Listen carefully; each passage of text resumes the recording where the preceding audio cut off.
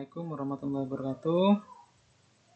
Bertemu lagi dengan saya Ismail dengan mata pelajaran SIMDIK, simulasi digital. Anak-anakku sekalian, mudah-mudahan kita diberi kesehatan, selalu diberi kesabaran, selalu dalam lindungan Allah Subhanahu wa Ta'ala.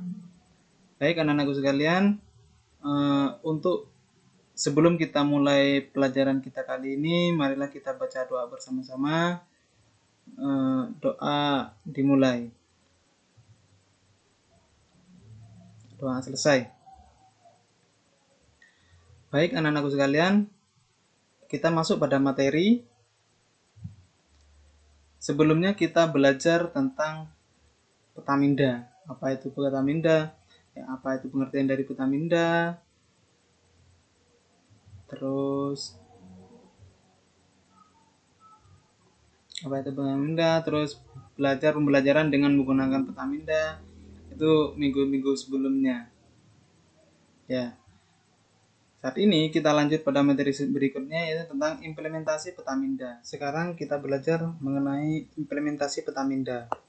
Ya, ada beberapa teknik pembuatan petaminda dan beberapa cara pembuatan petaminda dan aturan-aturannya. Langkah-langkah untuk membuat petaminda. Yang pertama, kita tentukan tema dulu. Misalkan di sini contohnya yaitu mempelajari pelajaran perkembangan hidup makhluk hidup baik manusia, tumbuhan, dan hewan. Maka tema utama untuk pembuatan petaminda yaitu adalah siklus kehidupan. Karena apa? Karena kita membuat tema dengan pembelajaran perkembangan makhluk hidup. Di makhluk hidup itu ada tumbuhan, ada manusia. Maka tema utamanya itu adalah siklus hidup. Dan yang kedua, tema-tema turunan. Apa itu? Dari tema turunan, tema-tema turunan dari siklus kehidupan, yaitu misalkan manusia, ayam, katak, burung, dan lain sebagainya. Kemudian aturan yang ketiga, ada hubungan antara setiap tema dengan ditandai dengan garis. Maka dari aturannya, dari setiap tema aturan pertama akan muncul lagi tema turunan kedua. Jadi tema utama dan juga ada tema turunan kedua. Jadi ada tema turunannya. Itu pola-pola hubungan ini akan membantu kita memahami topik yang sedang kita baca. Selain itu, peta pikiran yang telah dimodifikasi dengan simbol dan lambang suatu dengan selera kita. Ya.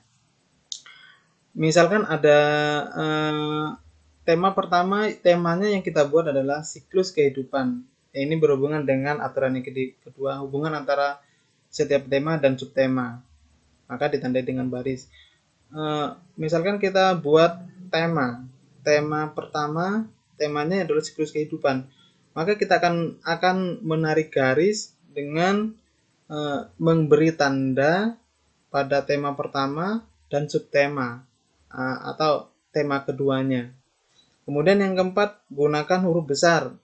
Untuk sebagai pembeda, kita bisa menggunakan huruf. Misalkan di tema pertama kita beri huruf kapital, kemudian di subtemanya kita bisa memberikan huruf kapital juga atau huruf kecil dengan memberi warna-warna, misalkan seperti itu. Contohnya seperti ini. Ini misalkan anggap ini tema, terus subtemanya seperti ini. Jadi ada tema utama dan ada subtema-tema. Kemudian yang kelima, buat peta pikiran di kertas polos dan hilangkan proses edit. Ya. Misalkan anak-anakku sekalian bisa membuat petaminda ini dengan kertas polos. Jadi apa yang ada di pikiran kita tuangkan di kertas polos itu, sehingga nanti ketika kita memindahkan ke dalam komputer atau ke dalam laptop, kita sudah ada acuan untuk memindahkan dari coret-coretan kita ke dalam komputer. Kemudian yang keenam, yang terakhir, sisakan ruang untuk penambahan tema. Misalkan nanti ketika kita sudah buat tema dan subtema, pasti akan ada subtema yang kita tidak duga-duga. Ya, maka berilah sisa kosong supaya tema yang kita buat tadi dan terpikir untuk membuat subtema baru, maka ada space atau ada ruang kosong untuk mengisinya. Kemudian selanjutnya proses pembuatan Petaminda.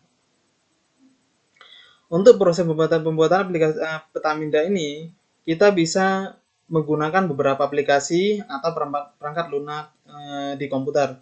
Misalkan di sini ada contohnya bubble.use, ini versi website.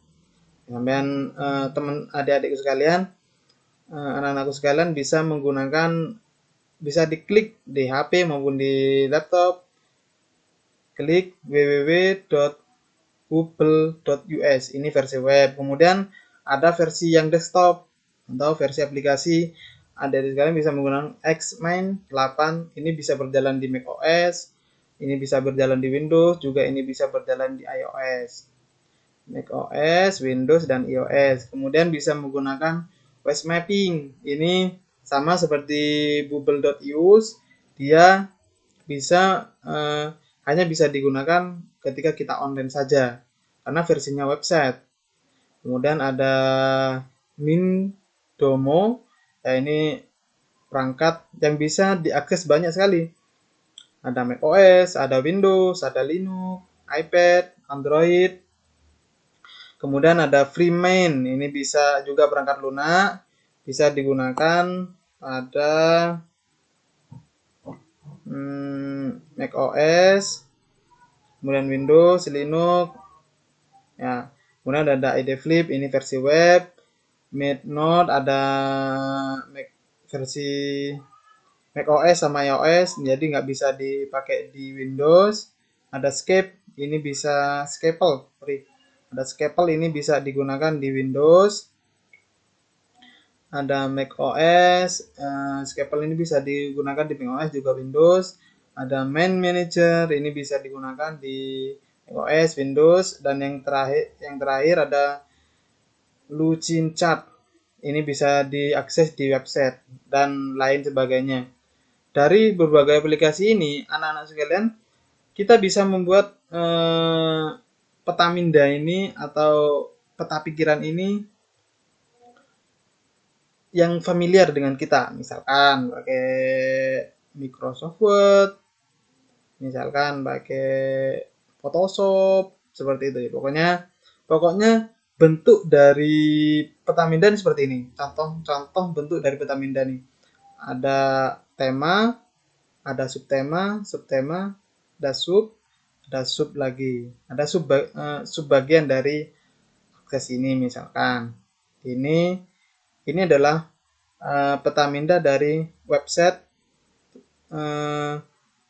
migration checking. Jadi peta pikiran dari suatu website imigrasi. Misalkan di sini ada tes, ini subtemanya ada tes, ada domain, ada DNS, ada config, ada database, ada file.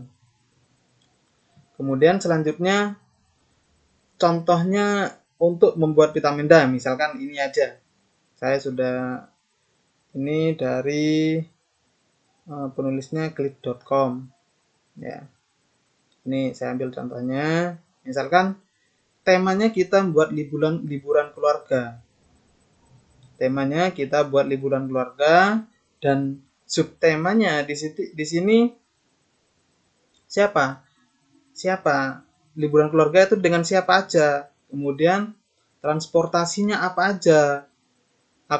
Akomodasinya apa? Kapan dan tujuannya kemana? Misalkan kita dengan siapa? Untuk liburan keluarga ini dengan keluarga misalkan. Nah, nanti dengan keluarga ini ada list-listnya. Keluarga si ayah, keluarga si ibu, terus kemudian nenek, kakek, itu juga sama-sama keluarga besar. Misalkan dengan teman. ngajak teman misalkan. Ini juga subtema dari siapa ini? Teman sekolah, teman kuliah misalkan, teman komunitas, teman kerja, dan lain sebagainya. Dan misalkan ada subtema dari liburan ini ada transportasi. Kita menggunakan transportasi apa? Transportasi dalam kota, apa transportasi luar kota. Misalkan dalam kota.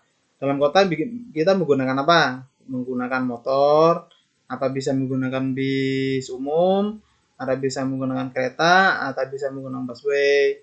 Kalau misalkan di luar kota, kita bisa menggunakan kereta luar kota, bis trans, terus mobil.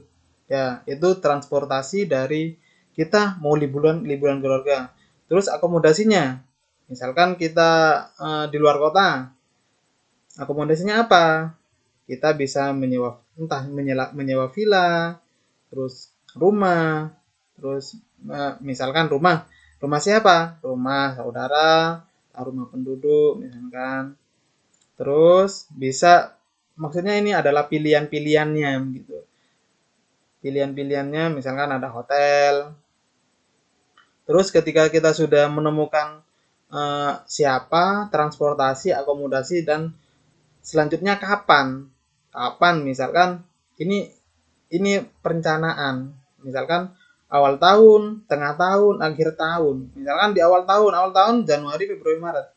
Kita bisa diskusikan dengan keluarga. Di tengah tahun itu ada bulan April, Mei, Juni, dan yang tahun Agustus, November, dan Desember. Agustus, September, Oktober, November, Desember itu bisa dimasukkan dalam sub tema kapan. Kemudian tujuannya kemana? Misalkan kalau dalam kota ini contoh kayaknya di Jakarta, Ancol, Taman Mini, dan Ragunan. Kemudian kalau di luar kota kita bisa ke Puncak, Anyer, Lampung. Ya. Anak-anakku sekalian nanti anak-anakku sekalian bisa membuat peta konsep untuk liburannya masing-masing. Atau contoh kecilnya, anak-anakku sekalian yang suka ikut organisasi, peta konsepnya seperti apa? Di situ ada ketua, ada wakil, ada bendahara, ada sekretaris, dan lain sebagainya. Sekretaris siapa aja nanti seperti itu. Itu sudah termasuk peta peta minda atau jalan pikiran dari suatu organisasi atau jalan untuk kita liburan begitu. Sama ya, untuk pelajaran kita hari ini sudah selesai. Mudah-mudahan anak-anakku sekalian bisa dimengerti dan bisa dipahami. Mudah-mudahan kita juga diberi kesehatan di pandemi ini dan selalu diberi ketabahan. Bapak akhiri untuk hari ini. Sebelum Bapak akhiri, mari kita baca doa bersama-sama. Doa dimulai.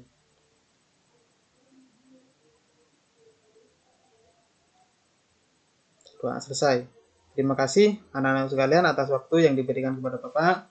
Mudah-mudahan kita selalu dilindungi oleh Allah Subhanahu wa taala dan selalu diberi kesehatan, kenikmatan, dan kebahagiaan. Jangan lupa bahagia dengan teman-teman, dengan keluarga kita. Bapak akhiri, assalamualaikum warahmatullahi wabarakatuh.